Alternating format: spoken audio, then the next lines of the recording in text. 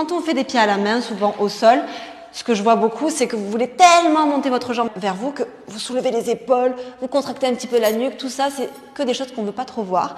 Je vais utiliser un élastique. Si vous n'avez pas d'élastique comme ça à la maison, vous pouvez très bien prendre une écharpe ou une cravate. Enfin, voilà, quelque chose qui puisse vous étirer et vous maintenir en fait. Donc l'idée de l'élastique, c'est qu'il va vous permettre de plaquer vos épaules au sol et l'arrière de votre tête, d'accord? Souvent, vous êtes là, vous prenez beaucoup de force dans la nuque. Il faut vraiment que l'arrière du crâne soit posé au sol délicatement. Donc ici, moi, ce que j'aime bien, c'est croiser au niveau du pied pour vraiment bien le maintenir. Nos épaules qui vont bien être basses, le nombril qui rentre dans la colonne vertébrale, ici. Et on fait des stretches. On inspire, on plie, ça. Et on tend, on souffle. C'est pas la hauteur qui va nous importer, c'est vraiment l'arrière de cette jambe qui va bien s'allonger. 3 fois, on inspire, on plie. Prenez vraiment votre temps pour faire cela. Et on inspire, on tend.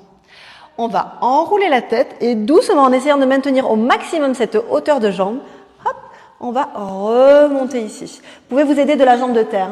Puis pour redescendre, clac, clac, clac, clac, clac, clac, clac, clac, clac. Vous voyez, je déroule le dos au sol. On peut tirer un petit peu les bras si vous êtes sur un élastique et on déroule, tac, tac, tac, tac, tac, tac, tac, la jambe bien tendue. À chaque fois, vous pouvez remonter un peu plus. Pour un peu plus de challenge, vous allez pouvoir aussi remonter, tac, tac, tac, tac, tac. Et ici, on va pouvoir essayer de soulever légèrement juste la jambe en dessous, en 4e position, et on la repose. Si vous êtes super à l'aise avec la 4e position, on peut essayer de venir jusqu'à la 5e et on repose.